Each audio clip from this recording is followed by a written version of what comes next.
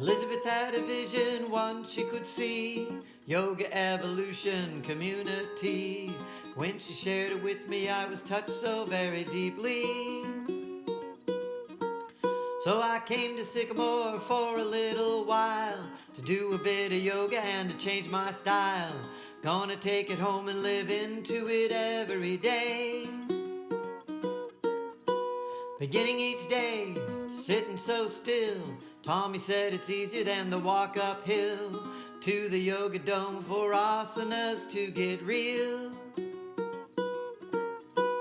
Meeting all the yogis was such a treat. Didn't think this practice could be so sweet. He eyed my yoga pants in a grin, and I can't wait to begin. So much breath work early in the morning, and that Nabi Kriya, oh, I was moaning. I stuck in Stupa Baddha and I couldn't get up off the floor. Sitting round the circle on the cushy chairs, digging deep to find it, but there's nothing upstairs. Don't know what I'm gonna say when it's my turn to share. Trusting your arms to hold me, I fell back with surprise. My heart broke open when I looked in your eyes. You were all holding me with such loving care. I notice each day we all grow more alive. Inside this Ray practice we're beginning to thrive. Join us in the circle and discover what it is to be free. We named Real Evolution Yoga for a very specific reason. Each word is important. So for us, real is about keeping it real. Real whole being, our physical body, our emotional body, our mental body, and our relationship with spirit. So keeping it real and building wholeness. And evolution is about building wholeness and evolving ourselves as human beings. So while it's great to have a physical practice on the mat that is strong, if that doesn't serve us in growing ourselves and in increasing our vitality, then there's not much point. So evolving the whole being is the second part of our title, Real Evolution Yoga. And then yoga. The origin of the word yoga was all about union. So for us, yoga is a practice of best integrating our internal world and external world, all of the aspects of ourself in balance, and having practices that build our vitality, which then gives us more fuel to evolve ourselves and to express in the world. So that's how we came up with Real Evolution Yoga. And it keeps us real, right? We want to be real in the practice, evolving, as much as we want anybody who comes to participate with us. In Thrive, we do a whole range of practices and provide a certain set of experiences. And the practices some are designed just for Thrive, right? We just do them here. Some are designed to take home so that everybody can find a set of practices which really nourish, strengthen, expand their being, their body in the world, fueling their own vitality, their ability to contribute in the world. In the process of building a new identity and therefore a new alignment, and doing that spiritually, mentally, emotionally, and physically, what has to be affected, what has to be educated is the nervous system. Changing that means working with two main things, your balance and your eyesight. So just as we get older, the typical way of seeing aging is that you lose your balance and you lose your eyesight. Well, of course you're going to need reading glasses because that's what everybody does when you get older. To be able to exercise the nervous system and be able to strengthen it like you would a muscle, how do we actually do that? Our premise is you do it through balance training and eyesight training. And because you want to get to the interior part of the body that we take for granted when we're younger. And one of the original sets of teachings is called Kundalini Yoga and Meditation. And Kundalini Yoga and meditation is a full methodology that can look a little weird, but is very powerful for people to experience and to use. So we include some of the practices of Kundalini Yoga and meditation as taught by Yogi Bhajan in Thrive. And that's an experience for people to deepen their breathing, get a bigger range of breathing, understand the power of their breath, to stimulate their spine, increase flexibility in the spine, and notice that the impact that that has on our body, on our nervous system, and on our being. So one day during the week, we go outside to a beautiful spot, and we do several exercises which are designed to really stimulate and expand our ability to express and be in the world, designed to stretch our nervous system. So for some of us, the challenge is, reaching out, opening out, being on our own and trusting that we are held. For some of us, falling backwards into the arms of others and trusting our friends to catch us is a big stretch. But what we do out of these series of exercises is we expand our capacity to feel, to be present in the moment, and to do certain activities that are out of the norm that stretch us. And what that does is create a reference point. It's a reference point that we can come back to as a way of saying, yes, this is possible. Yes, I can do this. Yes, I can, step into this particular challenge or this new dilemma, staying centered and powerful and grounded.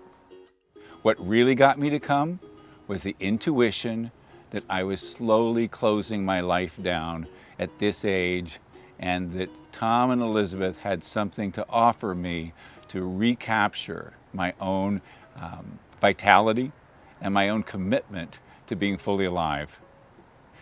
You are continuously invited to get to your own edge, and no one else knows when you're there. It's authentic, it's real, and you have complete permission to just go for it.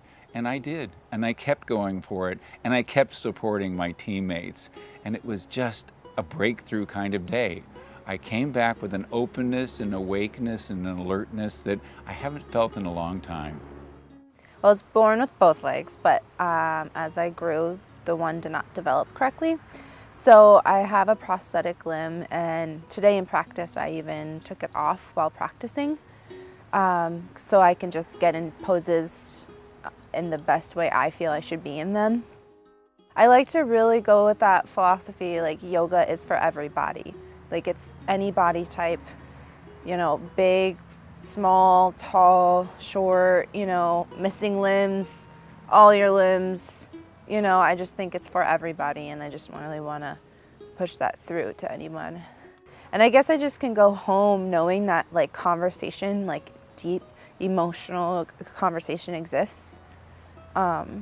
And I like that there's a community out here, out in the world that exists that wants to have that conversation. I had struggled for a very long time with PTSD. I'd been diagnosed a long time ago. I had been in therapy for a long time. But that, as of late, and when I say as of late, for about the past 2 years, my body has just come to pain constantly. I'm 50 years old, and I have just ridiculous amounts of pain, and that's how I followed up with, or how I got here, was the additional prompting, a little bit of training, and finally, right to the last minute, I was skeptical to come. So then I got to try the edge. And having been through all kinds of training in the Marine Corps, where I was in a harness, where I was on a rope, where I was underneath a helicopter, flying over treetops, where I had done things that always put me in positions where I had to take my heart out of the game and operate exclusively from the training, operate exclusively from a macho, I'm ready for this, I can do it, lock my jaw, feel nothing. So when it was time to walk down to the edge of that cliff, I locked my jaw, I walked down, I had no fear, until Tom put his hand on my shoulder and started talking to me and telling me, we know you've been trained as a warrior, we know you're a Marine, we know you've done this type of thing, but this time is different. I started to shake. I mean, I was truly scared. But I threw myself into it. I trusted it.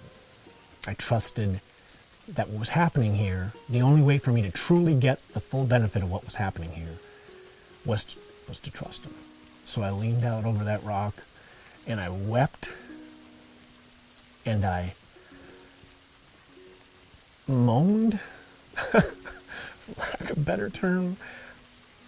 Things from inside me came up in a very short amount of time, but for a brief moment, I found a bliss. One of the other gentlemen that was here explained it, and he's an LAPD, 32 years. I feel like he's seen more than I could ever dream of. And he talked about finding a moment of bliss. I found a place where I found confidence, a confidence that wasn't put on me in a uniform. It wasn't put on me in a battlefield. It wasn't put on me in an embassy. It was a confidence I found by going to the edge. And I was taken there safely by the people that are here. In that high place, what people find is their ability to be with their own fear changes. Now, we, of course, have people do this who've never been afraid of anything, right? Military people and so forth, and they are able to do things without fear. But I tell them that some of the people who've gotten the most value out of this event is those people who have done all the scary things in life, but never allowed themselves to feel any of it. So the whole idea is you go to that place where your edge, the internal edge, the emotional edge, you bring yourself to that edge internally, and then you take that edge to the edge of the rock. And you stand on that edge, and you face into the energy of opening up to something new. And basically what we see about that is it can change the nervous system. And what we're about is educating the nervous system. So this year at Thrive, I teach. I am part of the facilitation, and alongside Tom and Elizabeth, and we have 3 assistants with us this year. And so I teach the morning practices. I teach the sequence. I teach a bit of breath work and meditation, as well as show up, and show up not just physically in attendance, but show up in the most real way I can be for the students, and offer my experience through yoga, but also as a human being. This week is a reminder, and it's a consistent check-in, and it's like an anchor for the year for me, so that when I start to feel out of alignment or off kilter, off balance, just out of sorts, I can think back to how I feel when I'm here. And it's a reference point for me throughout the year. And the beautiful part is that when I get to come back every year, I learn so much more. And so that just like my reference points and my feeling of being grounded, my feeling of being whole can expand. So I think one of the things that the 3 of them have done is they've really looked, and then they've integrated all these different aspects, so that the 6 days that we're together, you have a sense that all these different threads of my life, the spiritual part of my life, the physical part of my life, my emotional part, my mental, that's all really well thought through, and then their activities, that match those. Another time, they're having younger people come in because there's a group of younger people that are actually doing a yoga training program. So then we have all these different young people that we feel like we're really contributing to them, because we're supporting them in being much better yoga teachers. And that's, I think, a very unique aspect to go away and to be at a retreat in that particular way. Also, there are couples. There are people that are in all different levels of either yoga or some of the work we're doing. So it's an opportunity for all of us to begin to support each other in many different ways. And now they've opened up this whole area now to the veterans, the military veterans. So last year we had a gentleman that was there, and I just watched him transform over the week, from the time he was there being very quiet and kind of isolating or whatever, to being able to be much more out. And I just know they're going to be doing a lot more of that, and I just feel really good about being part of a group of people that have that particular focus too. So, although also sort of like the Springs, You know, to be able to do yoga and be really rigorous during the day with a lot of physical activity, and then we get to be in these fabulous springs. It's very important. My biggest takeaway doing Thrive at this moment is to recover a core center, a core energy that lives inside of me from which I can move more effectively in life. I understand habits and practices in a way that I have never thought about them or understood them before. There are habits in my life that keep me trying to do different things that have been stupid, that have not increased my aliveness, that have not made life around me more fun or meaningful for others, people that I love. And I've come away now with a center, a deep and abiding energy, which will require practice to grow and thrive. It's definitely given me a new sense of standing in my body just firmly, and knowing my presence in the world, and just knowing, you know, that I can walk anywhere in this earth, and I'm in me, and when I'm in me, I'm at home, so I don't have to be in certain places to feel like this is where I should be, you know. I so badly want other Marines to come here, other veterans to come here, anyone who has suffered PTSD or anything that keeps them out of their body, that keeps them up in their head, locked up, scared, tight, worried, afraid, not in the moment. The goal is evolution, to evolve yourself. A lot of times we think of real evolution yoga as real, period, evolution, period, yoga, period. Govinda Hare, Gopala Hare, He Prabhu Dina Daya.